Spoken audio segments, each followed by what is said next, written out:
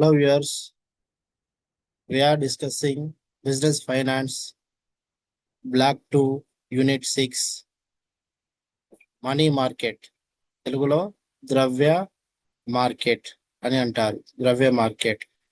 So business finance వ్యాపారం యొక్క విత్తము, వ్యాపారానికి విత్తము లేదంటే ఫైనాన్స్ ఎంతగానో ఇంపార్టెంట్ కీ రోల్ అనేది ఈరోజు ప్రస్తుత ఉంటున్న మార్కెట్ పరిస్థితుల దృష్ట్యా ఎంతగానో అది ఇంపార్టెన్స్ అనేది ఉన్నట్టుగా చూస్తున్నాం. అయితే ఏ రకమైన వ్యాపార వ్యవస్థ అయినా కానీ సరైన విధంగా విత్త సదుపాయం లేకుండా లేకపోతే ఫైనాన్షియల్ అసిస్టెన్స్ లేకుండా ముందుకు కొనసాగడం అనేది కష్టంగా ఉంటున్న పరిస్థితి.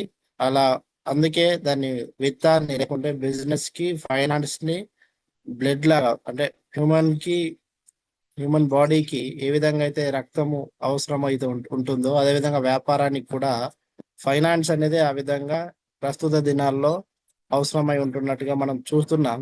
అయితే ఈ యొక్క యూనిట్ లో ద్రవ్య మార్కెట్ గురించి చూద్దాం. ద్రవ్య మార్కెట్ అంటే మనీ మార్కెట్. మనకు తెలిసిన మార్కెట్ లో చాలా రకాలుగా ఉంటాయి. అయితే మనీ మార్కెట్ కూడా మనకు వ్యాపారానికి సంబంధించి సరైన దగ్గరి సంబంధంతో మనకు ఈ యొక్క మార్కెట్ లో ద్రవ్యం ఏ విధంగా మనము సేకరించడానికి అనుకూలతలు, లేకపోతే ఎన్ని రకాల ద్రవ్య మార్కెట్లు, లేకపోతే మార్కెట్ కి లేకపోతే మూలధన మార్కెట్ కి ద్రవ్య మార్కెట్ కి వ్యత్యాసాలు ఏమేమై ఉంటున్నాయో ఈ యొక్క చాప్టర్ లో మనం క్లియర్ గా డిస్కస్ చేయబోతున్నాం. కాబట్టి ముందుగా చూసినట్లయితే ద్రవ్య మార్కెట్ నిర్వచనం అంటే మనీ మార్కెట్ ఎప్పుడు ఉంటుంది అంటే మనం జనరల్ గా చూసినట్లయితే మార్కెట్ లో మనీ అనేది అవైలబిలిటీ ఉంటున్నదా, లేకుంటే దీనికి కూడా కొన్ని రకాల లావాదేవీల ద్వారా మార్కెట్ నుంచి మనం మనీని సేకరించవచ్చా అనే అంశాల్లో మనం అంటే జనరల్ గా ఒక మనీ ఎందుకు మనకు అవసరం ఉంటుంది అంటే సంస్థలో దీర్ఘకాలికంగా కొన్ని అవసరాలు ఉంటాయి, అదేవిధంగా స్వల్పకాలికంగా కొన్ని అవసరాలు ఉంటాయి. ఈ స్వల్పకాలిక దీర్ఘకాలిక అవసరాలను కోసం మన స్వల్పకాలిక దీర్ఘకాలిక అవసరాల కోసం స్వల్పకాలికంగా తీసుకునే కొన్ని నిధులు ఉంటాయి, లేదంటే దీర్ఘకాలికంగా తీసుకునే నిధులు ఉంటాయి. ఇవి రెండింటిని ఏ విధంగా మనం ఎక్కడి నుంచి తీసుకోవచ్చు? కొన్ని ఫైనాన్షియల్ మార్కెట్స్ నుంచి తీసుకుంటాం, అంటే మార్కెట్ ఆర్థిక మార్కెట్ల నుంచి, కొన్ని ద్రవ్య మార్కెట్ల నుంచి అంటే మనీ మార్కెట్ల నుంచి కూడా తీసుకోవడానికి మనకు అవకాశం అనేది ఉంటుంది. అయితే ద్రవ్య మార్కెట్ ఆర్థిక మార్కెట్ లోని ఒక భాగంగానే మనం దీన్ని చూస్తున్నాం. దీన్ని ప్రత్యేకంగా మనం వేరే విధంగా చూడడానికి లేదు. అంటే ఇది కూడా ఒక ద్రవ్య మార్కెట్ లో అంతర్భాగంగా మనం చూస్తున్నాం. 360 రోజులు అంతకంటే తక్కువ కాల స్వల్పకాలిక నిధులను అప్పుగా తీసుకోవడం లేదా రుణాల మంజూరు వ్యవహరించే మార్కెట్ ను ద్రవ్య మార్కెట్ అని అంటారు. అంటే దీర్ఘకాలికంగా మనం నిధులు కావాలనుకుంటే ఫైనాన్షియల్ మార్కెట్ పైన మనం ఆధారపడతాం. అదే ఒక సంవత్సర కాలము కంటే తక్కువ కాలానికి దాన్నే మనం స్వల్పకాలికంగా, అంటే సింపుల్ గా చెప్పాలంటే 365 రోజులు అంటాం. ఒక ఆర్థిక సంవత్సరానికి అంతకంటే తక్కువ సమయానికి తీసుకునే రుణాలను, లేకపోతే అప్పుగా తీసుకునే నిధులను మనం ఏమంటాం? స్వల్పకాలిక నిధులు అంటాం. కాబట్టి ఈ యొక్క నిధులను ఏ విధంగా మంజూరు చేసే వ్యవహరించే మార్కెట్ ను ద్రవ్య మార్కెట్ అని మనం అంటూ ఉంటాం. కాబట్టి ఆర్థిక వ్యవస్థలో స్వల్పకాలిక ద్రవ్య లావాదేవీలు నడిపించడానికి ఈ ద్రవ్య మార్కెట్ సమర్థవంతంగా మనకు పనిచేయడం జరుగుతుంది. కాబట్టి భారతీయ రిజర్వ్ బ్యాంకు ప్రకారంగా దీన్ని ఏ విధంగా నిర్వచిస్తున్నారో, దీని యొక్క ఇంపార్టెన్స్ ఏ విధంగా ఉంటున్నదో ఈ యొక్క డెఫినేషన్ లో చూస్తాం. ద్రవ్య మార్కెట్ ప్రధానంగా స్వల్పకాలిక ద్రవ్య ఆస్తులలో వ్యవహరించే కేంద్రంగా ఉంటుంది. ఇది రుణగ్రహీతల స్వల్పకాలిక అవసరాలకు అనుగుణంగా ఉంటుంది. ఓకే, ద్రవ్య మార్కెట్ ప్రధానంగా స్వల్పకాలిక ద్రవ్య ఆస్తులతో వ్యవహరించే విధానంలోనే ఉంటుంది. ఇది స్వల్పకాలిక అవసరాలకు మాత్రమే అనుగుణంగా ఉంటుంది. మరి దీంట్లో నుంచి దీర్ఘకాలిక అవసరాల కోసం మనము తీసుకోవచ్చా అంటే దాన్ని మనం తీసుకోలేము. దీర్ఘ అవసరాలకు అనుగుణంగా మనీ మార్కెట్ అనేది, లేకపోతే ద్రవ్య మార్కెట్ అనేది మనకు వ్యాపారానికి ఈ విధమైన లోన్స్ అందించడం అనేది ఉండదు. కాబట్టి దీంట్లో స్వల్పకాలికంగా అప్పులిచ్చే ద్రవ్యత్వము లేదా నగదును అందిస్తుంది. కాబట్టి దీనిలో వ్యక్తులు, ఆర్థిక లేదా ఇతర సంస్థల వద్ద ఉండే స్వల్పకాలిక పెట్టుబడి నిధులను అవసరం ఉన్న వ్యక్తులు, సంస్థలు, ప్రభుత్వానికి ఇది అందిస్తుంది. కాబట్టి రిజర్వ్ బ్యాంక్ ఇస్తున్న డెఫినేషన్ ప్రకారంగా మనం దీన్ని చూస్తే, వ్యక్తులు, ఆర్థిక లేదా ఇతర సంస్థల వద్ద ఉండే స్వల్పకాలిక పెట్టుబడి నిధులను అవసరం ఉన్న వ్యక్తులు, సంస్థలకు, ప్రభుత్వానికి కూడా ఈ యొక్క ద్రవ్య మార్కెట్ అందించే మార్కెట్ గా ఇది ఉంటుంది. కాబట్టి దీంట్లో ముఖ్యంగా మనం చూసినట్లయితే ఎన్ని రకాలుగా ఉంటాయంటే, ట్రెజరీ బిల్లు, వాణిజ్య పత్రాలు, డిపాజిట్లు, సర్టిఫికేట్లు, నెగోషియబుల్ ఇన్స్ట్రుమెంట్స్ అంటే పత్రాలు, ప్రామిసరీ నోట్ కి సంబంధించిన ఇవన్నీ కొన్ని అప్పుకు సంబంధించిన పత్రాలన్నిటినీ దీంట్లో మనం నెగోషియబుల్ సాధనాలు అని అంటారు. సో వీటిని స్వల్పకాలిక రుణం తీసుకోవడం లేదా రుణం మంజూరు చేసే వివిధ రకాల ఆర్థిక సంస్థలు లేదా డీలర్లు దీంట్లో కేంద్రీకృతమై ఉండడం అనేది జరుగుతుంది. కాబట్టి ద్రవ్య మార్కెట్ లో కొన్ని విధులు, ఏమి విధులు చేస్తుందంటే, ముఖ్యంగా ప్రధానంగా ద్రవ్య మార్కెట్ స్వల్పకాలిక డిమాండ్ సప్లైని సమతుల్యాన్ని పాటించడం ద్వారా ద్రవ్య సమతుల్యతను కొనసాగడానికి ద్రవ్య మార్కెట్ సహాయపడుతుంది. అంటే ఒకవేళ స్వల్పకాలికల్లో డిమాండ్ సప్లైలో హెచ్చు తగ్గులు ఉన్నప్పుడు దీన్ని కంట్రోల్ చేయడం కోసం ఒక ముఖ్యమైన వారధి లాగా ద్రవ్య మార్కెట్ అనేది పనిచేయడం జరుగుతుంది.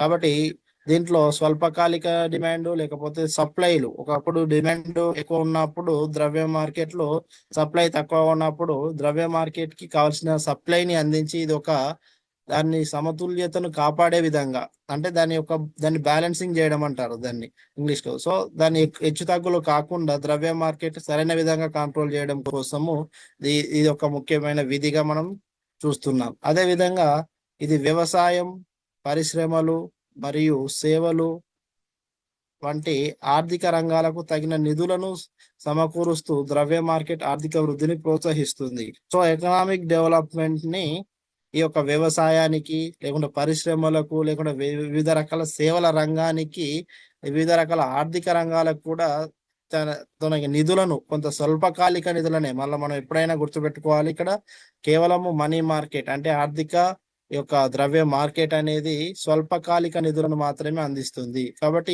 ఇలాంటి సేవలు అందించడం ద్వారా మార్కెట్ యొక్క ఆర్థిక వృద్ధిని, ఇది ఆ ఎకానమీగా డెవలప్ కావడానికి కోసం ఇది ప్రోత్సహిస్తుంది. అదేవిధంగా మూడో అంశం మనం చూసినట్లయితే ద్రవ్య మార్కెట్ వర్తక బిల్లులపై ట్రేడ్ బిల్లులు, స్వల్పకాలిక రుణం, విదేశీ బిల్లుల డిస్కౌంట్ వంటి వివిధ రూపాల్లో ఆర్థిక మద్దతు అందిస్తుంది. కాబట్టి వర్తక బిల్లులు, ట్రేడ్ బిల్స్ అనేటివి ఉంటాయి. ఒక ఏదైనా బిజినెస్ వ్యాపారాల మధ్యలో కొన్ని ఒప్పందాల ద్వారా లేకపోతే కొన్ని సంస్థల ద్వారా జరిగించే ఈ యొక్క వివిధ రకాలైన బిల్లులపై స్వల్పకాలిక రుణాలు, విదేశీ డిస్కౌంట్ల వంటి బిల్లులను ఈ యొక్క వివిధ రూపాల్లో ఆర్థిక మద్దతు ఇది అందించడం జరుగుతుంది.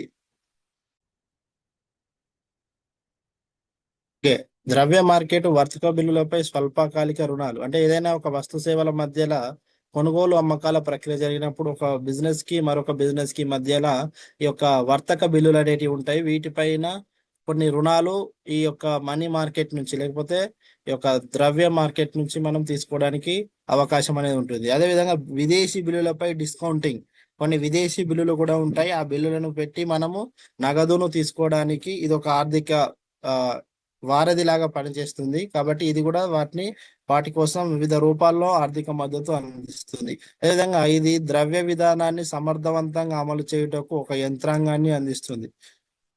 కంప్లీట్ గా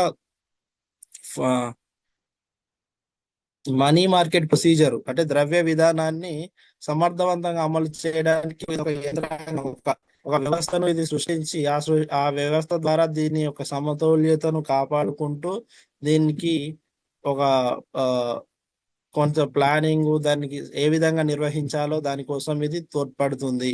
కాబట్టి ద్రవ్య మార్కెట్ స్వల్పకాలానికి అందుబాటులో ఉన్న పెట్టుబడులను ఇంకా అదేవిధంగా స్వల్పకాలానికి అందుబాటులో ఉన్న పెట్టుబడులను కూడా ఎంపిక చేస్తుంది. తద్వారా పొదుపులను కూడా ఇది ప్రోత్సహిస్తుంది. అదేవిధంగా ఇది పొదుపులను అంటే ద్రవ్య మార్కెట్ లోకి కూడా కొంతమంది ఇన్వెస్టర్స్ వాళ్ళ యొక్క పొదుపులను పొదుపు చేసుకోవచ్చు. అదేవిధంగా వాళ్ళకి పెట్టుబడులను కూడా పెట్టుబడులు కూడా పెట్టడానికి ఇది అవకాశం అనేది కల్పించే ఒక వారధి లాగా పనిచేస్తుంది. అదేవిధంగా చివరిగా మనం దీని యొక్క విధి చూసినట్లయితే ద్రవ్యోల్బణంకు దారి తీయని విధంగా ద్రవ్య వనరులను ప్రభుత్వానికి ద్రవ్య మార్కెట్ అందిస్తుంది. ద్రవ్యోల్బణం అంటే విపరీతమైన ధరల పెరుగుదల వల్ల దానికి విపరీతంగా ధరలు పెరుగుదల కాకుండా ద్రవ్య వనరులను ప్రభుత్వానికి ద్రవ్య మార్కెట్లు అందించడం జరుగుతుంది. మనం చాలా కొన్ని దేశాల్లో చూస్తున్నాం, శ్రీలంక, పాకిస్తాన్ ఇలాంటి దేశాల్లో కొన్నిసార్లు ఆ వస్తు సేవల యొక్క ధరలు విపరీతంగా పెరిగిపోతూ ఉంటాయి. నిత్యావసరాల సరుకులు కూడా వాళ్ళు కొనలేని పరిస్థితిలో ఉంటారు. చిన్న చిన్న బ్రెడ్, కూరగాయలు వీటి యొక్క ధరలు కూడా విపరీతంగా ద్రవ్యోల్బణం కారణంగా పెరుగుతూ వెళ్తూ ఉంటాయి. కాబట్టి వీటిని కంట్రోల్ చేయడం కోసం ఈ ద్రవ్యోల్బణాన్ని కూడా తగ్గించడం కోసం ఇది ఒక మనీ మార్కెట్, ఒక పటిష్టమైన వ్యవస్థతో దీన్ని తగ్గించడానికి ఇది ఉపయోగపడే విధంగా ఉంటుంది. అదేవిధంగా ఇది ప్రభుత్వానికి కూడా మార్కెట్లను అందించడం చూస్తూ ఉంటున్నాం. అదేవిధంగా ద్రవ్య మార్కెట్ ట్రెజరీ బిల్లులను జారీ చేయడం ద్వారా లోటు బడ్జెట్ ను అవసరమైన నిధులను ప్రభుత్వానికి సమకూర్చుకుంటుంది. కాబట్టి గవర్నమెంట్ కొన్ని ట్రెజరీ బిల్స్ అంటారు, ఈ బిల్స్ కూడా ప్రభుత్వానికి అందించడంలో ఒకవేళ బడ్జెట్ లో లోటు అంటే తక్కువగా సంస్థకు ఒకవేళ ఆ ఒక రాష్ట్రానికి లేదా ఒక దేశానికి కొంత నగదు అవసరం ఉన్నప్పుడు ఇది ట్రెజరీ బిల్లుల ద్వారా ఆ యొక్క లోటు బడ్జెట్ ను పూర్తి చేయడానికి ఇది ఒక ఫైనాన్షియల్ అసిస్టెన్స్ అంటే ఆర్థిక సహాయం అందించే ఒక సంస్థగా కూడా ఈ యొక్క మనీ మార్కెట్ అనేది వ్యవహరించడం జరుగుతుంది. కాబట్టి ఇవన్నీ దీని యొక్క విధులు. మనం ఒకసారి మళ్ళీ రీక్యాప్ చేస్తే ద్రవ్య మార్కెట్ యొక్క విధులు స్వల్పకాలిక డిమాండ్ సప్లైకి మధ్య సమతుల్యాన్ని పాటించడం అనేది చూస్తున్నాం. అదేవిధంగా వ్యవసాయం, పరిశ్రమలు, సేవల వంటి ఆర్థిక రంగాలకు కూడా ఇది ఒక వృద్ధి కోసం ప్రోత్సాహం అనేది అనుగ్రహించడం చూస్తున్నాం. అదేవిధంగా వర్తక విలువలపై స్వల్పకాలిక విదేశీ విలువలపై డిస్కౌంట్ వంటి రూపాల్లో ఆర్థిక మద్దతు కూడా ఇస్తుందని, ద్రవ్య విధానాన్ని సమర్థవంతంగా అమలు చేయుటకు ఒక యంత్రాంగాన్ని కూడా అందిస్తుందని, స్వల్పకాలానికి అందుబాటులో ఉన్న పెట్టుబడులను ఇది ఎంపిక చేయడం కోసం కూడా అందిస్తుందని, అదేవిధంగా ద్రవ్యోల్బణాన్ని కంట్రోల్ చేయడం కోసం ఇది ప్రభుత్వానికి ఒక ద్రవ్య మార్కెట్ ఆ వనరులను, వివిధ రకమైన ద్రవ్య వనరులను కూడా అందిస్తుందని మనం చూస్తూ ఉన్నాం.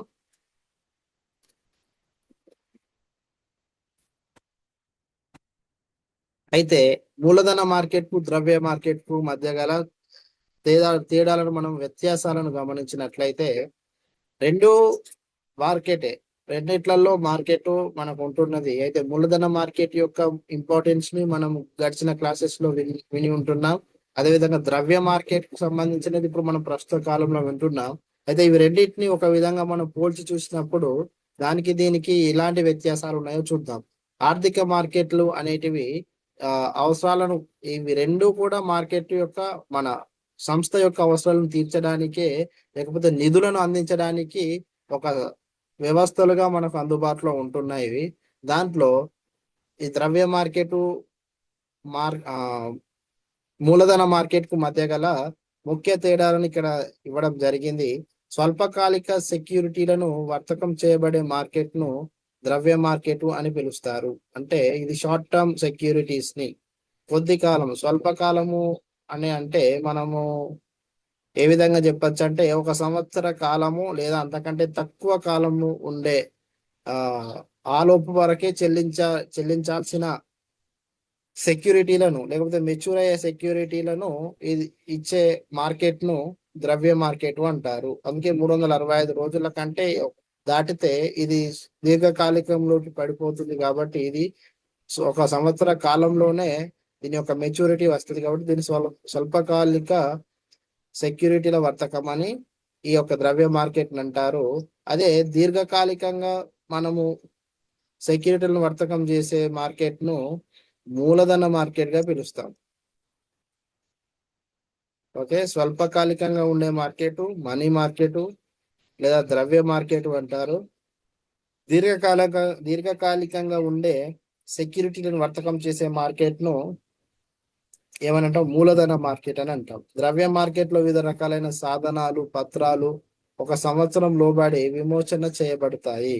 కానీ మూలధన మార్కెట్ సాధనాలు లేదా పత్రాలు 1 సంవత్సరం కన్నా ఎక్కువ కాలానికి సంబంధించినవిగా ఉంటాయి. వాటిలో కొన్ని శాశ్వతంగా కూడా ఉంటాయి. శాశ్వతంగా అంటే ఇక్కడ వాటి యొక్క కంపెనీ యొక్క పరిసమాప్తి వరకు ఉంటాయి. శాశ్వతంగా అంటే కంపెనీ నిలిచి ఉన్నంత కాలం ఉంటాయి, కానీ అవి పూర్తిగా ఇవ్వడానికి లేకుండా ఉండడం అనేది కాదు. కాబట్టి దీర్ఘకాలిక యొక్క ఆ, పత్రాలు లేకపోతే సాధనాలు, కాబట్టి ఇన్స్ట్రుమెంట్స్ అంటారు, ఫైనాన్షియల్ ఇన్స్ట్రుమెంట్స్ ఏవైతే ఉంటాయో ఈ ఆ, దీర్ఘకాలం ఉండే long term debts, debentures, loans ఇవి మూలధన మార్కెట్ లోనికి వస్తాయి. అదేవిధంగా స్వల్పకాలికంలోనికి వచ్చేటి షార్ట్ టర్మ్ ట్రెజరీ బిల్స్, ఇవి ఒక సంవత్సర కాలం కంటే తక్కువ వ్యవధిలోనే ఉంటాయి. అందుకే ట్రెజరీ బిల్స్ యొక్క డిస్కౌంట్, వాటి రిస్క్ ఫ్రీ రేటు కూడా మనం దాదాపుగా ఎప్పుడు చూసినా 3 నెలలు లేదా 6 నెలలు లేకపోతే 1 ఇయర్ పీరియడ్ వరకే ఉంటాయి, కానీ దానికి మించిన పీరియడ్ వరకు దాని యొక్క ఆ ఏమంటారు, వాటి యొక్క రిస్క్ ఫ్రీ రేట్ అనేది అవైలబుల్ గా ఉండదు. కాబట్టి స్వల్పకాలిక సెక్యూరిటీ ట్రెజరీ బిల్స్ స్వల్పకాలిక ఒక సంవత్సర కాలం వరకే ఉంటుంది. అదే ఇక్కడ రెండో పాయింట్ లో కూడా చెప్తున్నాడు, ఒక సంవత్సరానికి లోబడి ఉంటుంది, ఒక సంవత్సరం కన్నా ఎక్కువ ఉండేది మనీ మార్కెట్, సారీ మూలధన మార్కెట్. సంవత్సరం కన్నా తక్కువ ఉండేది మనీ మార్కెట్. మనీ మార్కెట్ అంటే ద్రవ్య మార్కెట్ అని అంటారు.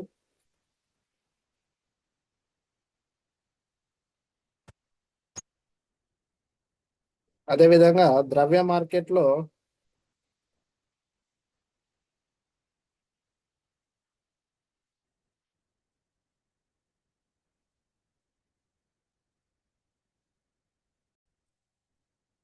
In progress.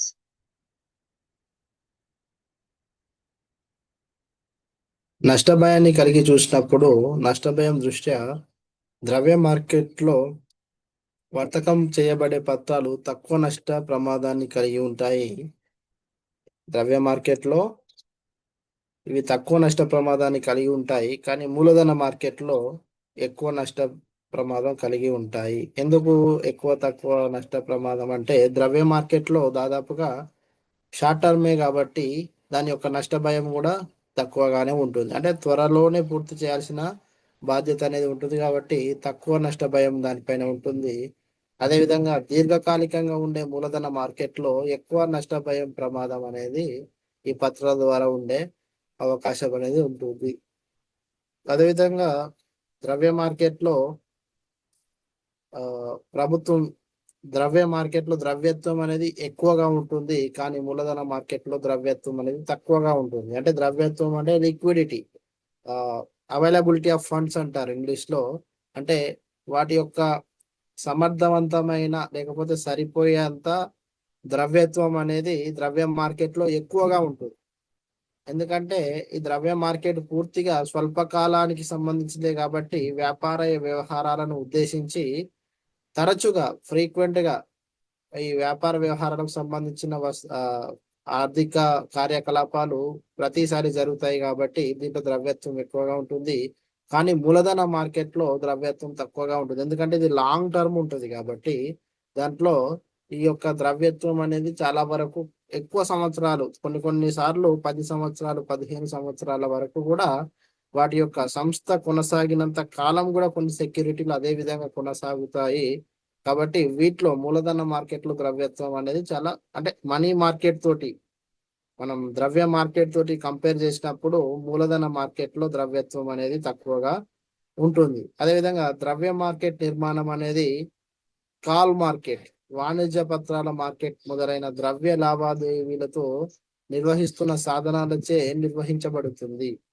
అంటే ఆ ద్రవ్య మార్కెట్ యొక్క కాల్ మార్కెట్ లేకపోతే వాణిజ్య పత్రాలు, ఇవి ఏవైతే పత్రాలు వాణిజ్య పత్రాలు ఉంటాయో వీటిని ఒక ద్రవ్య లావాదేవీలో ఒక సాధనాలుగా ఉపయోగిస్తారు. అదే మూలధన మార్కెట్లో ఏ విధమైన మార్కెట్లు ఉంటాయంటే ప్రాథమిక ద్వితీయ మార్కెట్లు ఉపవిభాగాలుగా ఉంటాయి. కాబట్టి మూలధన మార్కెట్ మనం ముందు ఉంటున్న సెక్షన్స్ లో వీటి గురించి క్లియర్ గా మనం నేర్చుకుంటాం, ప్రాథమిక ద్వితీయ మార్కెట్ గురించి.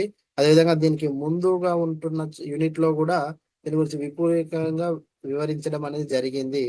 సో మూలధన మార్కెట్ లో ప్రాథమిక ద్వితీయ మార్కెట్లు ఉంటాయి. ద్రవ్య మార్కెట్ లో కాల్ మార్కెట్ మరియు వాణిజ్య పత్రాల మార్కెట్ సంబంధించిన లావాదేవీలు వీటిలో ఉపవిభాగాలుగా ఉంటాయి. ద్రవ్య మార్కెట్ అంతగా వ్యవస్థీకరించబడి ఉండదు, మూలధన మార్కెట్ వ్యవస్థీకరించబడి ఉంటుంది. అంటే ద్రవ్య మార్కెట్ యొక్క కొంత దాంట్లో లిక్విడిటీ ఎక్కువగా ఉంటుంది, కానీ దాని వ్యవస్థ అనేది చాలా తక్కువగా ఉంటుంది. అదేవిధంగా మూలధన మార్కెట్లో వ్యవస్థీకరించబడి ఉండడం అనేది ఎక్కువగా, అంటే మూలధనం దీర్ఘకాలం ఉంటుంది కాబట్టి దాని యొక్క వ్యవస్థీకరణ ఎక్కువగా ఉంటున్నట్టుగా మనం చూస్తున్నాం. ఇక్కడ ఆరో పాయింట్ లో చూసినట్లయితే ద్రవ్య మార్కెట్ కంపెనీలకు అవసరమైన నిర్వహణ మూలధనం లాంటి స్వల్పకాలిక అవసరాలను మాత్రమే తీరుస్తుంది. కానీ ఇక్కడ మూలధన మార్కెట్లు భూమి, భవనాలు ఇట్లాంటి స్థిర ఆస్తులు లేకపోతే దీర్ఘకాలికంగా ఉండే అవసరాలకు సంబంధించిన అవసరాలను తీరుస్తాయి. కాబట్టి వీటిలలో డిఫరెన్స్ అనేది మనకు క్లియర్ గా కనిపిస్తున్నది. ఒకటి స్వల్పకాలము, ఇంకొకటి దీర్ఘకాలికం. ద్రవ్య మార్కెట్ అంటే మనీ మార్కెట్ స్వల్పకాలికము, మూలధన మార్కెట్ దీర్ఘకాలికంగా ఉన్నట్టుగా మనం చూస్తూ ఉన్నాం. అదే విధంగా ఆ, ద్రవ్య మార్కెట్ ప్రధాన సంస్థలు అయిన రిజర్వ్ బ్యాంకు, వాణిజ్య బ్యాంకులు, బ్యాంకింగ్ ఏతర ఆర్థిక సంస్థల అంగీకార గృహాలు ఉంటాయి. అంటే ఇవి ద్రవ్య మార్కెట్ లో ఇవన్నీ, అంటే వాణిజ్య బ్యాంకులు, బ్యాంకింగ్ ఏతర ఆర్థిక సంస్థలు అంటే నాన్ బ్యాంకింగ్ ఫైనాన్షియల్ కార్పొరేషన్స్ అంటారు. బ్యాంకుల వల్లనే ఉంటాయి కానీ వాటికి సంబంధించిన అనుసంధానమైన విధులను కొన్నిటిని నిర్వహిస్తాయి. వీటిలో సాధారణంగా వడ్డీ రేట్లు ఎక్కువగా ఉంటాయి. ఆర్బీఐ రూల్స్ ప్రకారమే వెళ్తాయి కానీ డైరెక్ట్ వాణిజ్య బ్యాంకుల్లో లేకపోతే రిజర్వ్ బ్యాంకుల వల్లే వీటి ఆ యొక్క ఏమంటారు సరళత్వం అనేది కొంచెం తక్కువగా ఉంటుంది.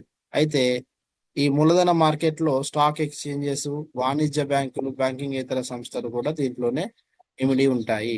అయితే మూలధన లాస్ట్ 8వ పాయింట్ చూసినట్లయితే మూలధన మార్కెట్ సాధనాలు లేకపోతే పత్రాలపై వచ్చే రాబడితో పోలిస్తే ద్రవ్య మార్కెట్ సాధనాలపై వచ్చే రాబడులు తక్కువగా ఉంటాయి. దీర్ఘకాలికంగా ఉండే యొక్క పెట్టుబడుల వల్ల వాటిలో వచ్చే పెట్టుబడి యొక్క ఆ, ఏమంటారు వడ్డీలు లేకపోతే దానిపైన వచ్చే వివిధ రకాలైన బెనిఫిట్స్ వల్ల దానికి ఎక్కువ రాబడి వస్తుంది ఏది మూలధన మార్కెట్ లో. అయితే ద్రవ్య మార్కెట్ లో తక్కువ రాబడిలు రావడం జరుగుతుంది. తర్వాత భారతీయ ద్రవ్య మార్కెట్ నిర్మితి ఏ విధంగా ఉంటుంది, ఇండియన్ ఫైనాన్షియల్ సిస్టమ్ అనేది ఏ విధంగా ఉంటుంది అంటే ఇండియాలో ద్రవ్య మార్కెట్ ప్రతి ఒక్క దేశానికి ఒక ద్రవ్య మార్కెట్ యొక్క సిస్టమ్ అనేది ఉంటుంది. అయితే మన యొక్క భారతదేశంలో, ఇండియాలో ఏ విధంగా ఈ యొక్క ద్రవ్య మార్కెట్ యొక్క ఆ నిర్మాణం అనేది ఉంటుంది అనేది దీంట్లో చూస్తే, ఇక్కడ ద్రవ్య మార్కెట్ ఆర్థిక మార్కెట్ లోని ఒక విభాగంగా మనం చూస్తున్నాం. ఇక్కడ స్వల్పకాలిక నిధుల రుణాలు ఇవ్వడం మరియు తీసుకోవడం జరుగుతుంది. ద్రవ్య మార్కెట్ లో సాధనాల వ్యవధి ఒక రోజు నుండి 365 రోజులు అంటే ఒక సంవత్సరం వరకు ఉంటుంది. ద్రవ్య మార్కెట్ లో రిజర్వ్ బ్యాంకు, సెబీ అంటే securities exchange board of India, ఈ రెండింటి ద్వారా ఇది నియంత్రణలోకి మనకు వస్తుంది. ఇవి రెండు వీటిని కంట్రోల్ చేస్తూ, నియంత్రిస్తూ వాటిని సరైన విధంగా నడిపిస్తూ ఉంటాయి. ద్రవ్య మార్కెట్ లావాదేవీ స్వభావంలో పెద్ద మొత్తంలో అంటే చాలా ఎక్కువ పరిమాణంలో ఉంటాయి. ద్రవ్య మార్కెట్ యొక్క లావాదేవీలు ఎక్కువ ప్రతిసారి ఎక్కువ ఎక్కువ కంపెనీలకు షార్ట్ టైమ్ లో ఉంటాయి కాబట్టి విపరీతంగా రికరింగ్ అంటారు.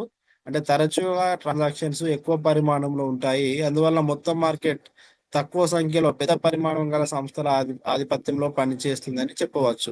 అయితే ద్రవ్య మార్కెట్ కి ఒక సమీకృత భాగంగా పరిగణించడం విస్తారంగా రెండు వేరు విభాగాలుగా విభజింపబడి ఉంటున్నది. అవి అసంఘటిత లేకుంటే అవ్యవస్థీకృత, సంఘటిత, వ్యవస్థీకృత, ఆర్గనైజ్డ్, అన్ఆర్గనైజ్డ్ ఆ విభాగాలుగా అవ్యవస్థీకృతను అసంఘటిత ఆ అని, వ్యవస్థీకృతను సంఘటిత విభాగముగా మనము పరిగణిస్తూ ఉంటాము. అయితే దీంట్లో అసంఘటిత లేకపోతే అవ్యవస్థీకృత ద్రవ్య మార్కెట్ అంటే భారతదేశ ద్రవ్య మార్కెట్ లో బ్యాంకింగేతర సంస్థలు, విదేశీ బ్యాంకులు, గ్రామీణ పట్టణ ప్రాంతాల్లో ఉండే వడ్డీ వ్యాపారులు ఉంటారు. ఇవి ఆ వ్యవస్థకు బయట ఉండే ద్రవ్య మార్కెట్లు అని మనం సింపుల్ గా చెప్పొచ్చు. వారి రుణ కార్యకలాపాలు భారతీయ రిజర్వ్ బ్యాంకు ప్రభుత్వ పరిధి నిబంధనలకు బయట కొంతవరకు వాటికి వెసులుబాటు అనేది ఉంటుంది. వాళ్ళ యొక్క సొంత వడ్డీ రేట్లు కానీ, వాళ్ళ యొక్క గ్రామీణ పట్టణ ప్రాంతాల్లో ఉండే వడ్డీ వ్యాపారులు అవసరాలను బట్టి ఇచ్చే ఈ బ్యాంకింగ్ ఇతర సంస్థలు కూడా, విదేశీ బ్యాంకులు కూడా భారత ద్రవ్య మార్కెట్ కి దూరంగా, ద్రవ్య మార్కెట్ కి బయట ఉండే వారి యొక్క ఆర్థిక కార్యకలాపాలు లేకపోతే వారు ఇచ్చే రుణాలను ఆ, ఇతరులకు ఇవ్వడానికి అవకాశం ఉంటుంది. అయితే వారి రుణ కార్యకలాపాలు వెలుపల ఉంటాయి. సారీ. అయితే ఈ అసంఘటితంగా నుండి సాధారణంగా రుణాలు తీసుకునే వ్యక్తులు, రైతులు, కళాకారులు, చిన్న వర్తకులు, ఆధునిక బ్యాంకులతో సంబంధం లేని చిన్న ఉత్పత్తిదారులు. కాబట్టి రైతులు, కళాకారులు వీళ్ళకి ఎక్కువ బిజినెస్ ఇన్కమ్ ప్రూఫ్స్ అనేటివి తక్కువగా ఉంటాయి. కాబట్టి ఈ చిన్న చిన్న ఉత్పత్తిదారులు, చిన్న చిన్న వ్యాపార సంస్థలు ఎక్కువగా వీటిపైన ఆధారపడి లోన్లు తీసుకోవడం అనేది జరుగుతూ ఉంటుంది. అయితే సంఘటిత అంటే వ్యవస్థీకృత మార్కెట్, ఇది ఆర్గనైజ్డ్ మార్కెట్ అని మనం అంటాము. దీంట్లో భారతీయ రిజర్వ్ బ్యాంకు సెబీ నియంత్రణ పరిధిలో సంఘటిత ద్రవ్య మార్కెట్ ఉంటుంది. ద్రవ్య మార్కెట్ సంఘటిత విభాగాల్లో ప్రభుత్వ రంగ బ్యాంకులు, ప్రైవేటు రంగ బ్యాంకులు, అభివృద్ధి బ్యాంకులు, ఆర్థిక సంస్థలు, డిస్కౌంట్లు, ఫైనాన్స్ హౌస్ ఆఫ్ ఇండియా ఇలాంటి యొక్క బ్యాంకులు ఇందులో ఇమిడి ఉంటాయి. ప్రభుత్వాలు, కేంద్ర రాష్ట్ర ప్రభుత్వాలు, మ్యూచువల్ ఫండ్స్, ప్రభుత్వ రంగ సంస్థలు, బీమా కంపెనీలు, బ్యాంకింగ్ ఏతర కంపెనీలు కూడా ఉంటుంది. కాబట్టి ఇది ఒక వ్యవస్థగా, ఇది ఒక నిర్మాణం కలిగి ఉంటుంది. కాబట్టి దీంట్లో అన్ని రకాల ప్రభుత్వ రంగ సంస్థలు, లేకపోతే అన్ని రకాల ఒక వ్యవస్థకులకు సంబంధించినవన్నీ ఇమిడి ఉండే ఒక వ్యవస్థను సంఘటిత మార్కెట్ లేకపోతే వ్యవస్థీకృత మార్కెట్ అని అంటారు. అయితే ఈ యొక్క ద్రవ్య మార్కెట్ యొక్క నిర్మాణాన్ని, భారతీయ ఇండియన్ ఫైనాన్షియల్ సిస్టమ్ ను ఏ విధంగా ఉంటుందో ఈ యొక్క చార్ట్ ద్వారా మనం ఈజీగా ఎక్స్ప్లెయిన్ చేసుకోవచ్చు. భారత ద్రవ్య మార్కెట్ దీంట్లో ముఖ్యంగా రెండు భాగాలు. దీంట్లో సహకార రంగం కూడా మూడో భాగంగా ఉంటున్నది. వ్యవస్థీకృత రంగము, అవ్యవస్థీకృత రంగము, సహకార రంగము. అయితే వ్యవస్థీకృత రంగము ఇందాక మనం చదువుకుంటున్నాం, ఇది ఒక ఆర్గనైజ్డ్ వే. అవ్యవస్థీకృత రంగం అనేది ఒక ఆర్గనైజ్డ్ వే కాదు. ఇక వ్యవస్థీకృత రంగం అనేది ప్రభుత్వం యొక్క సెబీ మరియు ఆర్బీఐ రూల్స్ అనుగుణంగా ఉంటది. అవ్యవస్థీకృత రంగం అనేది ఆర్బీఐ రూల్స్, సెబీకి సంబంధం లేకుండా వీటికి బయట ఉండి వ్యాపార వ్యవహారాలు లేకపోతే రుణాలు అందించే ఒక వ్యవస్థలుగా, చిన్న వ్యవస్థలుగా ఉంటున్నాయి. అందుకే దీన్ని అవ్యవస్థీకృత రంగము, ఇది వ్యవస్థీకృత రంగం అంటారు. అయితే వ్యవస్థీకృత రంగంలో వడ్డీ వ్యాపారులు, విదేశీ బ్యాంకర్లు, నిధులు, యాక్చువల్ గా ఇది అవ్యవస్థీకృత రంగానికి రావాల్సిన పోర్షన్. ఇక్కడ చిన్న కరెక్షన్ చేసుకోవాల్సి ఉంటుంది స్టూడెంట్స్, గమనించండి. ఇది అవ్యవస్థీకృత రంగము.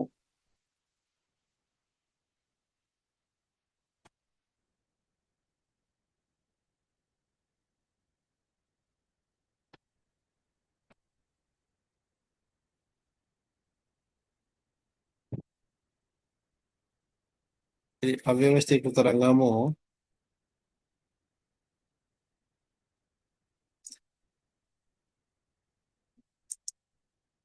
ఇది వ్యవస్థీకృత రంగంగా మనం గుర్తుంచుకోవాల్సిన అంశం ఉంటున్నది.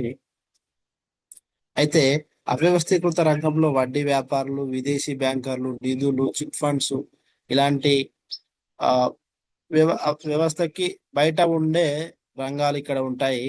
ఇక్కడ వ్యవస్థీకృత రంగంలో రిజర్వ్ బ్యాంకు, ప్రభుత్వ రంగ బ్యాంకులు, ప్రైవేట్ రంగ బ్యాంకులు, అభివృద్ధి బ్యాంకులు, ఆర్థిక సంస్థలు, ఇవేమంటారు డిహెచ్ఎఫ్ఐలు అంటే ఇందాక చెప్పాం కదా, ఫైనాన్స్ హౌస్ ఆఫ్ ఇండియాలు, ఇలాంటి డిస్కౌంట్ ఫైనాన్స్ హౌస్ ఆఫ్ ఇండియాలు ఇందులో ఉంటాయి. కాబట్టి ఇది ఒక వ్యవస్థీకృత రంగంలో ఆర్గనైజ్డ్ వేలో ఉండేవి మాత్రమే ఉంటాయి.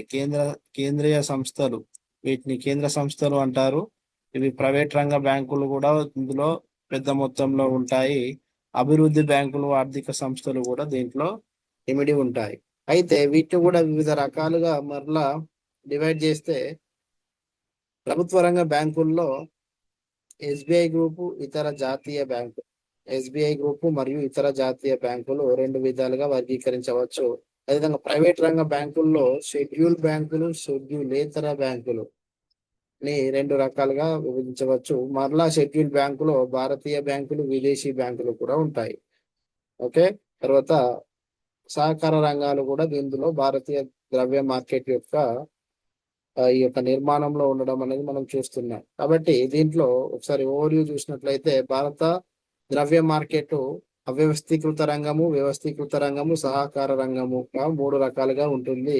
అవ్యవస్థీకృత రంగము వ్యవస్థీకృత రంగంకు భిన్నంగా అంటే సంస్థ లేకుంటే భారతీయ వ్యవహారాలకు కొంతవరకు దూరంగా ఉంటాయి. దాంట్లో వడ్డీ వ్యాపారులు, విదేశీ బ్యాంకర్లు, ఆ వివిధ రకమైన నిధులు, చిట్ ఫండ్స్ అనేటివి ప్రైవేటుకి ఎక్కువ అవకాశం. అంటే ఇండివిజువల్, ఒక గ్రూపు, ప్రైవేటు ఇలాంటి అవ్యవస్థీకృత రంగంలో ఇమిడి ఉంటాయి. వ్యవస్థీకృత రంగము ఆర్గనైజ్డ్ వేలో ఉంటుంది. దాంట్లో సరైన విధంగా వ్యవస్థ అనేది పనిచేస్తూ ఉంటుంది. దాంట్లో రిజర్వ్ బ్యాంకు, కేంద్రీయ సంస్థలు, ప్రభుత్వ రంగ బ్యాంకులు, ఎస్బిఐ గ్రూపు, ఇతర వాణిజ్య బ్యాంకులు, జాతీయ బ్యాంకులు ఇందులో ఉంటాయి. ప్రైవేట్ బ్యాంకుల్లో రంగ బ్యాంకులను మరలా రెండు రకాలుగా వర్గీకరించవచ్చు. దాంట్లో షెడ్యూల్డ్ బ్యాంకులు, షెడ్యూల్ ఇతర బ్యాంకులు. మరలా షెడ్యూల్డ్ బ్యాంకుల్లో భారతీయ బ్యాంకులు, విదేశీ బ్యాంకులుగా రెండు రకాలుగా వర్గీకరించవచ్చు. అయితే అభివృద్ధి చెందిన ద్రవ్య మార్కెట్ లో లక్షణాలు. అభివృద్ధి చెందిన ద్రవ్య మార్కెట్ కింది లక్షణాలను కలిగి ఉంటుంది. ద్రవ్య మార్కెట్ సమర్థవంతంగా నియంత్రించే బలమైన కేంద్ర బ్యాంకు ఉనికి ఉంటుంది. కాబట్టి అభివృద్ధి చెందిన ద్రవ్య మార్కెట్, ఒక మార్కెట్ ద్రవ్య మార్కెట్ అభివృద్ధి చెందాలంటే కొన్ని లక్షణాలను కలిగి ఉన్నప్పుడే ఒక ద్రవ్య మార్కెట్ సరైన విధంగా అభివృద్ధి చెందినట్టుగా మనం చూస్తూ ఉంటాం. దాంట్లో ద్రవ్య మార్కెట్ సమర్థవంతంగా నియంత్రించే బలమైన కేంద్ర బ్యాంక్ అనేది ఉనికి ఉంటుంది. అంటే మన దాంట్లో చెప్పాలంటే ఆర్బిఐ వాళ్ళే, ఆర్బిఐ సెబీ లాగా ఉన్నట్టుగా దీంట్లో కూడా ద్రవ్య మార్కెట్ సమర్థవంతంగా నియంత్రించే బలమైన కేంద్ర బ్యాంక్ యొక్క ఉనికి దీంట్లో ఉంటుంది. అదేవిధంగా అధిక స్థాయిలో వ్యవస్థీకృతమైన వాణిజ్య బ్యాంకు వ్యవస్థ వివిధ రకాలైన స్వల్పకాలిక సాధనాలతో వ్యవహరిస్తుంది. సో వ్యవస్థీకృతమైన వాణిజ్య బ్యాంకు వ్యవస్థలను కూడా ఇందులో ఇమిడి ఉంటుంది. సో ఇలాంటి లక్షణాలను కలిగిన వాటిని అభివృద్ధి చెందిన ద్రవ్య మార్కెట్ లక్షణాలుగా అంటారు. అయితే మూడోదిగా చూస్తే ద్రవ్య మార్కెట్ కార్యకలాపాలు విస్తృతపరిచే బాగా అభివృద్ధి చెందిన ఉప మార్కెట్ల ఉనికి ఉండడం అనేది దీంట్లో ఉంటాం. అదేవిధంగా ఉప మార్కెట్ల మధ్య సరైన సహేతుకమైన ఆరోగ్యకరమైన పోటీ ఉండడం, ఉప మార్కెట్లు ఉండడం, ఉప మార్కెట్ల మధ్య కూడా సరైన హెల్తీ కాంపిటీషన్ ఉండడం అనేది దీంట్లో మనం ఈ అభివృద్ధి చెందిన ద్రవ్య మార్కెట్ లక్షణాల్లో చూస్తున్నాం. ఒక మార్కెట్ నుంచి మరొక దానికి నిధులు సాఫీగా ప్రవహించడానికి ఉప మార్కెట్ల మధ్య సంపూర్ణ అనుసంధానం ఉండడం అనేది దీంట్లో మనం చూస్తున్నాం. అదేవిధంగా అభివృద్ధి చెందిన ద్రవ్య మార్కెట్లో అవసరమైన ట్రెజరీ బిల్లులు, ప్రామిసరీ నోట్లు, వర్తకపు బిల్లులు మొదలైన రుణ సాధనాల సరఫరా తగినంతగా ఉండడం. అభివృద్ధి చెందిన దాంట్లో ఒకవేళ ద్రవ్య మార్కెట్ సరైన విధంగా ఉంటే దాంట్లో ట్రాన్సాక్షన్స్ అంటే ప్రతిసారి జరిగే వ్యవహారాల యొక్క సరఫరా కూడా సఫిషియెంట్ గా తగినంతగా ఉండాలి. ఒకవేళ దాంట్లో ఉండకపోతే ఆ యొక్క ద్రవ్య మార్కెట్ యొక్క వ్యవస్థ కుంటుపడిపోయే ప్రమాదం ఉంటున్నది. కాబట్టి అభివృద్ధి చెందిన ద్రవ్య మార్కెట్ లో వీటి యొక్క రుణ సాధనాల సరఫరా సరైన విధంగా ఉండాలి. అదేవిధంగా ద్రవ్య మార్కెట్ కి నిధుల ప్రవాహం తగినంతగా అనువైనదిగా ఉండాలి. అంటే నిధుల ప్రవాహం వాటి కోసం డిమాండ్ మీద ఆధారపడి లేకుండా పెంచడం, తగ్గించడం అనేది జరుగుతుంది. కాబట్టి దానికి అనువైనదిగా ఉండే విధంగా ఉన్నప్పుడు దాన్ని సరైన విధమైన మంచి లక్షణాలు అభివృద్ధి చెందిన ద్రవ్య మార్కెట్ గా అంటారు.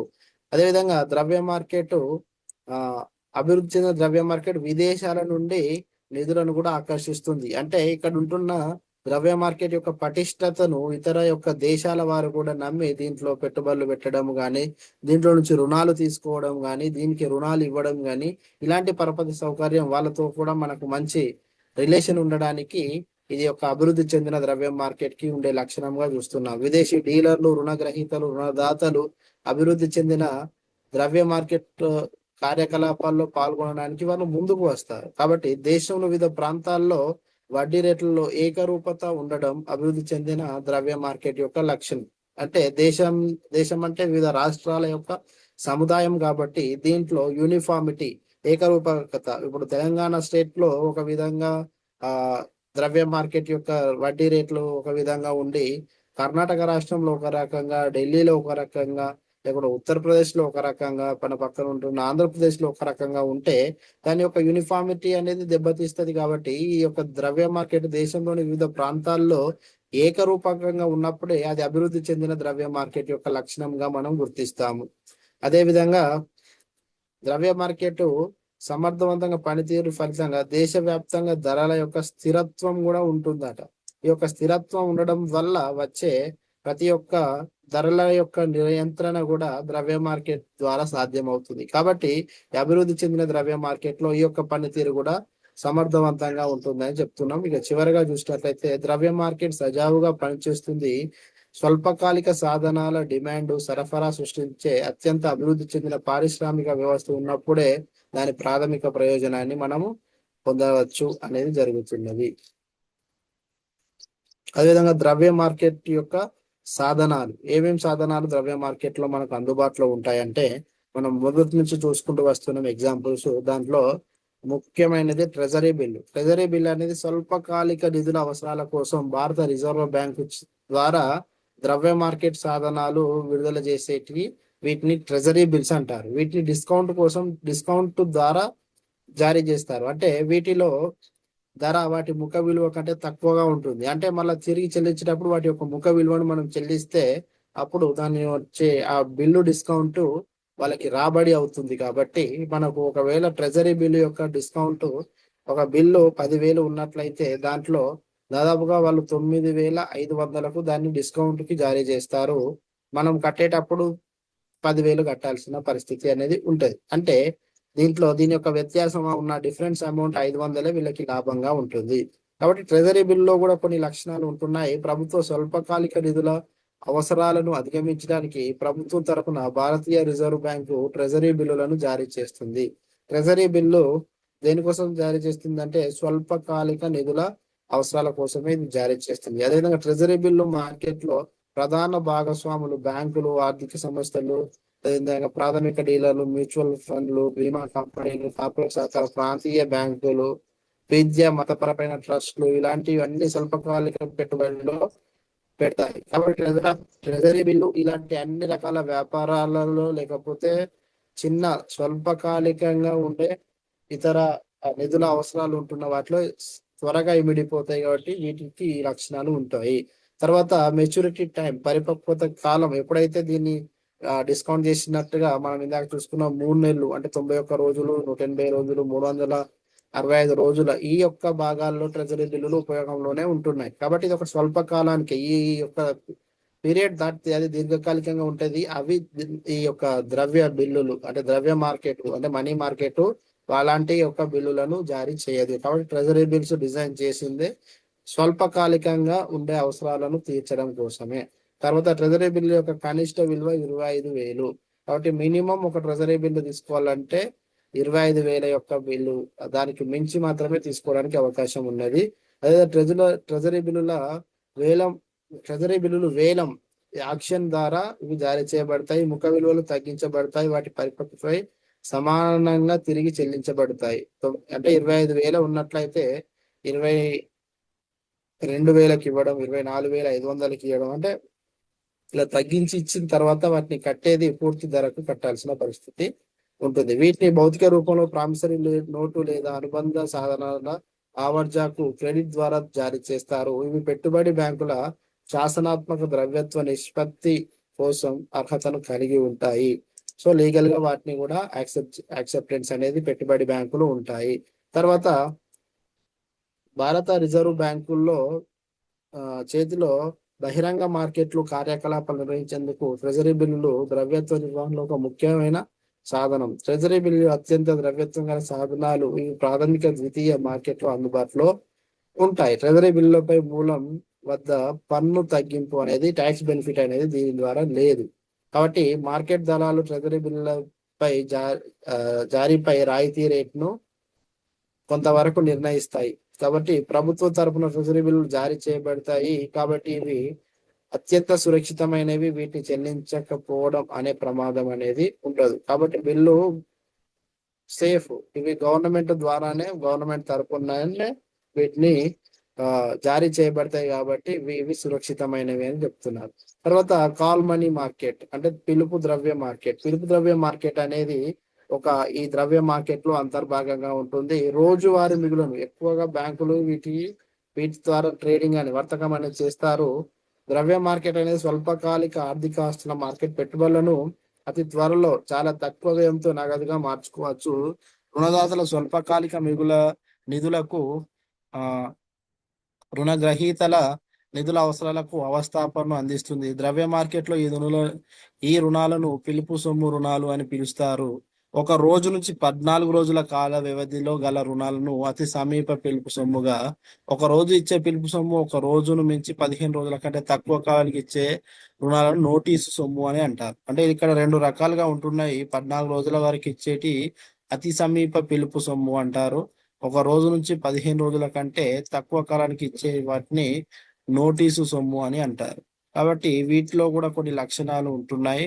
వాటిని మనం చూసినట్లయితే షెడ్యూల్డ్ వాణిజ్య బ్యాంకులు, ప్రాంతీయ గ్రామీణ బ్యాంకులు మినహా ఇవి రెండు కాకుండా సహకార బ్యాంకులు, అంటే దాంట్లో భూమి అభివృద్ధి బ్యాంకు మినహా ప్రాథమిక డీలర్లు పిలుపు ద్రవ్య మార్కెట్లో పాల్గొంటాయి. ఈ సంస్థలు పిలుపు ద్రవ్య మార్కెట్లో రుణగ్రహీతలు, రుణదాతలుగా వ్యవహరిస్తారు. కాబట్టి దీంట్లో వాణిజ్య బ్యాంకుల నగదు నిల్వల నిష్పత్తి ప్రకారము రిజర్వ్ బ్యాంకు దగ్గర కనిష్ట నగదు నిల్వను ఉంచాల్సి వస్తుంది. ఇందుకోసం బ్యాంకులు ఇతర బ్యాంకుల నుంచి డబ్బు కూడా తీసుకోవడానికి అవకాశం అనేది ఉంటుంది. కాబట్టి బ్యాంకింగేతర సంస్థలు నోటీసు ద్రవ్య మార్కెట్లో వీటిని అనుమతించడం కుదరదు. అదేవిధంగా ద్రవ్య మార్కెట్ అనేది డిమాండ్ పై తిరిగి చెల్లించవలసిన అతి తక్కువ స్వల్పకాలిక నిధుల మార్కెట్. పరిపక్వత కాల వ్యవధి 1 రోజు నుండి 15 రోజుల వరకు మాత్రమే ఉంటుంది. అదేవిధంగా అర్హత కలిగిన భాగస్వామి పిలుపు నోటీసు ద్రవ్య మార్కెట్లో వడ్డీని నిర్ణయిస్తారు. స్థిర ఆదాయం గల భారత ద్రవ్య మార్కెట్ డెరివేటివ్స్ సంఘం, fixed income money market and derivatives association of India వారు ప్రచురించిన మార్కెట్ ఆచరణ కరదీపిక handbook of market practices ఆధారంగా చెల్లించవలసిన వడ్డీ రేటు కూడా లెక్కించబడుతుంది. కాబట్టి పిలుపు లేదా నోటీసు ద్రవ్య మార్కెట్లో వ్యవహారాలు ప్రతి వ్యాపార రోజున ఉదయం 9 గంటల నుండి సాయంత్రం 5 గంటల వరకు లేదా ఎప్పటికప్పుడు భారతీయ రిజర్వ్ బ్యాంక్ పేర్కొన్న విధంగా జరపబడతాయి. భారతదేశంలో ద్రవ్య పరపతి పరిస్థితి కారణంగా ఒడిదొడుకులకు లోబడి ఉంటుంది. ఈ మార్కెట్లో పిలుపు సొమ్ము లావాదేవీల పరిమాణం, వడ్డీ రేట్లో అనుగుణంగా అస్థిరతకు లోనవుతూ ఉంటాయి. సో ఇవి కాల్ మనీ మార్కెట్ యొక్క ముఖ్యమైన లక్షణాలుగా మనం చూస్తున్నాం. డిపాజిట్ సర్టిఫికెట్లు అయితే సహారా బ్యాంకులు, వాణిజ్య బ్యాంకులు, అదేవిధంగా అభివృద్ధి ఆర్థిక సంస్థలచే జారీ చేయబడిన భౌతిక రూపంలో లేని బేరర్ రూపంలో ఉండే భద్రత లేని నెగోషియబుల్ సాధనాలను డిపాజిట్ సర్టిఫికెట్లు అంటారు. వీటిని 1989లో వాగల్ వర్కింగ్ గ్రూప్ సిఫారసుల మేరకు వీటిని ప్రవేశపెట్టడం అనేది జరిగింది.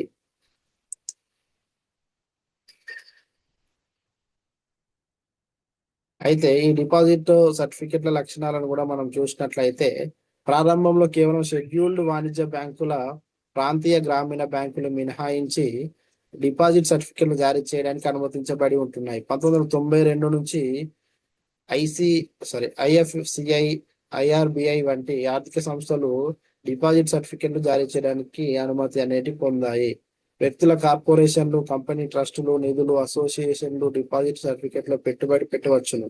ప్రవాస భారతీయులు విదేశీ సంస్థాగత పెట్టుబడులను కూడా డిపాజిట్ సర్టిఫికెట్లు దందా చేయవచ్చు. బ్యాంకుల ద్వారా జారీ చేయబడిన డిపాజిట్ సర్టిఫికెట్ల పరిపక్వత 7 రోజుల కంటే తక్కువగా, అంటే 1 సంవత్సరం కంటే ఎక్కువగా ఉండకూడదు. ఎందుకంటే ఆర్థిక సంస్థలు 1 సంవత్సరం నుంచి 3 సంవత్సరాల కాల పరిమితి గల డిపాజిట్లను జారీ చేయవచ్చు అనేది దీనిలో ఉంటే ఒక లక్షణం. ఒక చందాదారు నుండి స్వీకరించే మొత్తాన్ని 1 లక్ష కన్నా తక్కువగా ఉండకూడదు. అటు తర్వాత 1 లక్ష గుణిజాలలో ఉండాలి. అంటే వాటి నుండి స్వీకరించే మొత్తం మినిమం 1 లక్ష రూపాయల కంటే తక్కువగా ఉండకుండా దాన్ని 1 లక్ష రూపాయలుగా మెయింటైన్ చేసే విధంగా ఉండే ఒక లక్షణంగా దీన్ని చూస్తున్నాం. అదేవిధంగా డిపాజిట్ సర్టిఫికేట్లు వాటి యొక్క ముఖ విలువలో తగ్గింపుతో జారీ చేయబడతాయి. ఇందాక మనం చెప్పుకున్నట్టుగా ట్రెజరీ బిల్స్ ఏ విధంగా వాటి ముఖ విలువలో తగ్గింపుతో జారీ చేయబడతాయో అదే విధంగా డిపాజిట్ సర్టిఫికేట్లు కూడా వాటి యొక్క ఫేస్ వాల్యూ ముఖ విలువతో తగ్గింపుతో జారీ చేయబడతాయి. తగ్గింపు రేట్లో మార్కెట్ డిమాండ్ డిపాజిట్ సర్టిఫికేట్ సరఫరాపై ఆధారపడి ఉంటుంది. అంటే ఎంతవరకు తగ్గిస్తారు అనేది ఆ మార్కెట్ లో ఉండే డిమాండ్, దాని యొక్క సప్లై, యొక్క డిపాజిట్ సర్టిఫికేట్ల యొక్క సరఫరా అవి అందుతున్నాయా లేదా దాని ప్రకారంగానే వాటి యొక్క తగ్గింపు రేట్లో వాటి మీద ఈ యొక్క రేటు డిపెండ్ అయి ఉంటుంది అని చెప్తున్నారు. అదేవిధంగా డిపాజిట్ సర్టిఫికేట్ ఎలక్ట్రానిక్ రూపంలో మాత్రమే జారీ చేయాలి. అంటే డిమెటీరియలైజ్డ్, అంటే దాన్ని చూపించడానికి లేకుండా మెటీరియల్ రూపంగా మనకు చూపించడానికి కాకుండా దాన్ని డిమెటీరియల్ రూపంలో మాత్రమే జారీ చేయాలి. అయితే పెట్టుబడిదారులకు సర్టిఫికెట్లు భౌతిక రూపంలో కోరుకునే అవకాశం అనేది ఉంటుంది. డిపాజిట్ సర్టిఫికెట్లపై వడ్డీ కూడా నియతకాలిక డిపాజిట్ల కంటే వడ్డీ కంటే సాధారణంగా ఎక్కువగా ఉంటుంది. దీంట్లో వడ్డీ డిపాజిట్లపై సర్టిఫికేట్ నియతకాల డిపాజిట్ల వడ్డీ కంటే సాధారణంగా ఎక్కువనే ఉంటుందని మనం చూస్తున్నాం. అదేవిధంగా డిపాజిట్ల సర్టిఫికెట్ల జారీపై అవసరమైన నగదు నిల్వల నిష్పత్తి శాసనాత్మక ద్రవ్య నిష్పత్తులను బ్యాంకులు మాత్రమే నిర్వహించడానికి అవకాశం అనేది ఉంటుంది. అదేవిధంగా భౌతిక రూపంలో ఉన్న డిపాజిట్ సర్టిఫికేట్లను మరొకరి స్వేచ్ఛగా బదిలీ చేసుకోవచ్చు. ఆ వ్యక్తి గడువు తేదీన డిపాజిట్ సర్టిఫికేట్ల కోసం చెల్లింపు కోసం సమర్పించుకోవచ్చు. అంటే ఇది ఒక బిల్స్ ఆఫ్ ఎక్స్చేంజ్ లాగా ఈ యొక్క డిపాజిట్ సర్టిఫికేట్లు కూడా వాటిని ఒకరి నుంచి ఇంకొకరికి వాటిని ట్రాన్స్ఫర్ చేసుకోవచ్చు. దాని యొక్క మెచ్యూరిటీ టైంలో కూడా దాన్ని క్లెయిమ్ చేసుకోవడానికి సర్టిఫికేట్లను చెల్లింపు కోసం కూడా సమర్పించుకోవచ్చు. అయితే విధంగా వాటాల మాదిరిగా ఎలక్ట్రానిక్ రూపంలో ఉన్న డిపాజిట్ల యొక్క సర్టిఫికెట్లు కూడా బదిలీ చేయబడతాయి. అంటే కేవలం ఫిజికల్ రూపంలో ఉన్న మాత్రమే కాదు, కానీ ఎలక్ట్రానిక్ రూపంలో డిజిటల్ సర్టిఫికెట్లు కూడా బదిలీ చేయబడతాయి. డిజిటల్ సర్టిఫికెట్లో పెట్టుబడిదారులకు లాకిన్ కాలం అనేది లేదు. అదేవిధంగా బ్యాంకింగ్ సర్టిఫికెట్లపై రుణాలు మంజూరు మనం చేయలేము. అదేవిధంగా బ్యాంకింగ్ డిపాజిట్ సర్టిఫికెట్లకు పెట్టుబడిదారులు తక్కువ వ్యవధిలో పెట్టుబడి పెట్టడానికి అవకాశాలు అనేవి కల్పిస్తాయి. కాబట్టి బ్యాంకులు పెద్ద మొత్తంలో వనరులను సమకూర్చడానికి, నగదును సమర్థవంతంగా నిర్వహించడానికి ఒక డిపాజిట్లు ఒక సాధనంగా పనిచేస్తూ ఉంటాయి. అండ్ డిపాజిట్ సర్టిఫికెట్లు ద్వితీయ మార్కెట్ వర్తకం చేయడానికి అర్హత గల సాధనం. అయితే ఈ డిపాజిట్ సర్టిఫికేట్ల కొరకు ద్వితీయ మార్కెట్ అంత చురుకుగా లేదు. ఇది దాంట్లో ఎలిజిబిలిటీ ఉంటది, కానీ వాటిలో అంత ఎక్కువగా దీనికి ప్రాధాన్యత అనేది ఉండడానికి అవకాశం అనేది చాలా తక్కువగా ఉంటుంది. అదేవిధంగా నాలుగో యొక్క సాధనంగా చూసినట్లయితే వాణిజ్య పత్రాలు. ఇవి మనీ మార్కెట్ ఇన్స్ట్రుమెంట్, అంటే ద్రవ్య మార్కెట్ యొక్క సాధకాలలో ఇది కూడా ఒక ముఖ్యమైనది. ఇది ఒక ప్రామిసరీ నోట్ రూపంలో జారీ చేయబడిన భద్రత లేని ద్రవ్య మార్కెట్ సాధనం. 1990లో వాణిజ్య మార్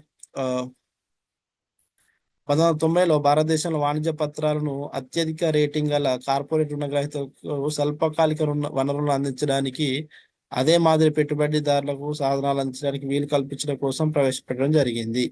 అయితే దీనికి కూడా కొన్ని లక్షణాలు అనేటివి మనం చూస్తూ ఉన్నాం. దాదాపుగా 12 లక్షణాలు. దీని తర్వాత వాణిజ్య బిల్లుల లక్షణాలను కూడా మనము ద్రవ్యత్వ నిర్వహణ సాధనాల కంటే ముందు వీటి గురించి క్లియర్ గా తెలిస్తే దాంట్లోనికి మనం నెక్స్ట్ టాపిక్ లోని కూడా ఈజీగా వెళ్ళడానికి అవకాశం ఉంటుంది. సో దీంట్లో వాటి యొక్క వాణిజ్య పత్రాల లక్షణాలను కూడా మనం చూస్తే, ఇవి కూడా ఇతర ఫైనాన్షియల్ ఇన్స్ట్రుమెంట్స్, అంటే ఈ యొక్క ఆర్థిక సంస్థలకు సంబంధించిన ద్రవ్య మార్కెట్ కు విలువలకు లోబడినట్టుగానే ఉంటాయి. కాబట్టి దీంట్లో కంపెనీ యొక్క ప్రాథమిక డీలర్లు ఆర్థిక వాణిజ్య పత్రాలు జారీ చేయడం ద్వారా దీంట్లో కూడా స్వల్పకాలిక వనరులను సమీకరించుకోవడం కోసమే దీన్ని అనుమతించడం జరిగింది. తర్వాత పెట్టుబడులు దీంట్లో ఎవరైతే వ్యక్తులు, బ్యాంకులు, ఇతర కార్పొరేట్ సంస్థలు, అంటే భారతదేశంలో స్థాపించిన నమోదు అయిన సంస్థలు కానీ నమోదు కాని సంస్థలు కూడా దీంట్లో అర్హత కలిగి ఉండొచ్చు ఈ యొక్క వాణిజ్య పత్రాల్లో. అదేవిధంగా కనీసం 7 రోజులు 1 సంవత్సర కాల పరిమితి గల వాణిజ్య పత్రాలు మాత్రమే జారీ చేయాలి. మినిమం ఎన్ని రోజులు ఉండాలి? 7 రోజులు ఉండాలి. వాణిజ్య పత్రాలను 5 లక్షల నుంచి లేకుండా ఆపై 5 లక్షల గుణకాలతో జారీ చేయాల్సి ఉంటుంది. ముఖ విలువ కంటే తక్కువ వీటిని జారీ చేస్తారు. సేమ్ అన్ని ట్రెజరీ బిల్స్ ఏ విధంగా చేస్తున్నారో దానిలాగానే దీన్ని కూడా జారీ చేయడం జరుగుతుంది. అదేవిధంగా ఒక కంపెనీ 4 కోట్ల విలువ అయిన కనబడే నికర విలువలు కలిగి ఉన్నట్లయితే ఆ కంపెనీ వాణిజ్య పత్రాలు జారీ చేయడానికి అర్హత కలిగి ఉంటుంది. అండ్ వాణిజ్య పత్రాలు ప్రామిసరీ నోటు రూపంలో జారీ చేయబడతాయి. భౌతిక రూపంలో లేదా ఎలక్ట్రానిక్ రూపంలో కూడా ఉండడానికి అవకాశాలు ఉన్నాయి. దీంట్లో చందా పూచి అనేది వీలు పడదు. అదేవిధంగా వాణిజ్య పత్రాల కొరకై చెల్లింపు ఏజెంట్లను నియమించాల్సిన అవసరం అనేది దీంట్లో ఉంటుంది. వాణిజ్య పత్రాలను జారీ చేయటకు అర్హత గల సంస్థ ఏదైనా సెబీ అధికృత క్రెడిట్ రేటింగ్ ఏజెన్సీల నుండి A3కి తక్కువ కాకుండా గుర్తింపు అనేది పొంది ఉండాలి. కాబట్టి ఇది ఒక క్రెడిట్ రేటింగ్ ఏజెన్సీల నుంచి కూడా గుర్తింపు తీసుకోవాల్సిన అవసరం అనేది ఉంటది వాణిజ్య పత్రాలను జారీ చేయడానికి. అదేవిధంగా అవసరమైన పరిపక్వత కాలానికి ముందే జారీ చేస్తున్న వాణిజ్య పత్రాలను తిరిగి కొనుగోలు చేయవచ్చు. తిరిగి కొనుగోలు చేయడానికి కూడా వీటికి ట్రెజరీ బిల్స్ లాగా కాకుండా వీటికి అవకాశం అనేది ఉంటున్నది. అదే ద్వితీయ మార్కెట్లో వాణిజ్య పత్రాలు చురుకుగా అంటే సెకండరీ మార్కెట్లో ఇవి ఎక్కువగా ట్రేడింగ్ అనేది చేయబడే పత్రాలుగా ఉంటున్నాయి. అదేవిధంగా వాణిజ్య బిల్లులు చూసినట్లయితే వాణిజ్య బిల్లులు సేమ్ ఇలాంటి ఇన్స్ట్రుమెంట్స్లలో ఒకటిగా ఉంటుంది. కాకపోతే దీనికి అంతగా పెద్దగా ప్రాధాన్యం ఉండదు. కానీ చిన్న వ్యాపార సంస్థలు ఒకరిపై ఒకరికి వివిధ రకాలుగా క్రెడిట్లు అరువు విక్రయాలు జరిగినప్పుడు వీటిని ఉపయోగించి నగదును బదిలీ చేసుకోవడానికి వీటిని వాణిజ్య బిల్లును ఉపయోగిస్తారు. వీటికి కాలము దాదాపుగా 60 రోజులు 90 రోజుల వరకు ఉంటుంది. వీటిలో వివిధ లక్షణాలను చూసినట్లయితే 60 నుంచి 90 రోజులు లావాదేవీలు వాణిజ్య బిల్లులకు మద్దతు ఇస్తాయి. వాణిజ్య బిల్లులు అరువు అమ్మకాలకు ఆర్థిక సహాయం చేయడానికి ఒక ముఖ్యమైన సాధనంగా స్వదేశీ బిల్లులు రాయడానికి చెల్లించబడతాయి లేదా భారతదేశంలో నివసిస్తున్న వ్యక్తిపైనే రాయబడతాయి. ఇవి జనరల్ గా బిల్లుల హుండీలు అంటారు. బిల్స్ రిసీవబుల్స్, బిల్స్ పేయబుల్స్ అన్నట్టుగా మనము జనరల్ గా మన అకౌంటింగ్ విధానంలో కూడా ఈ యొక్క బిల్లులను మనం రికార్డ్ చేయడం అనేది జరుగుతుంది. వీటిని భారతీయ డిస్కౌంట్ మరియు ఫైనాన్స్ హౌస్ స్థాపన లాంటి పలు చర్యల ద్వారా క్రియాశీలక బిల్లు మార్కెట్ సృష్టించడానికి భారతీయ రిజర్వ్ బ్యాంకు పలు చర్యలను ప్రారంభించినట్టుగా మనం చూస్తున్నాం. అయితే ద్రవ్యత్వ నిర్వహణ సాధనాలు ఏమై ఉంటున్నాయి అనేది ఒక చార్ట్ ద్వారా మనం అర్థం చేసుకునే ప్రయత్నం చేస్తే దీంట్లో 2 రకాల పరపతి నియంత్రణ సాధనాలుగా ఉంటున్నాయి. ఒకటి పరిణామాత్మక పరపతి నియంత్రణ, 2 గుణాత్మక పరపతి నియంత్రణ. ఈ యొక్క పరిమాణాత్మక పరపతి నియంత్రణలో బాహ్య మార్కెట్ వ్యవహారాలు, బ్యాంకు రేటు విధానం, నగదు నిల్వల నిష్పత్తి, శాసనాత్మక ద్రవ్యత్వ నిష్పత్తి, ద్రవ్యత్వ సర్దుబాటు సదుపాయాలు అంటే దీంట్లో రెపో, రివర్స్ రెపో కూడా ఉంటుంది. గుణాత్మక పరపతి నిర్ణయాల్లో ప్రచారం, క్రెడిట్ రేషనింగ్, రుణ మార్జిన్లు, వినియోగదారుల పరపతి నియంత్రణ మరియు దీంట్లో సైనిక ఉద్భూత ప్రత్యక్ష చర్య అనేటివి పరపతి ఒక గుణాత్మక పరపతి నిర్ణయ సాధనాలుగా మనం చూస్తూ ఉన్నాం.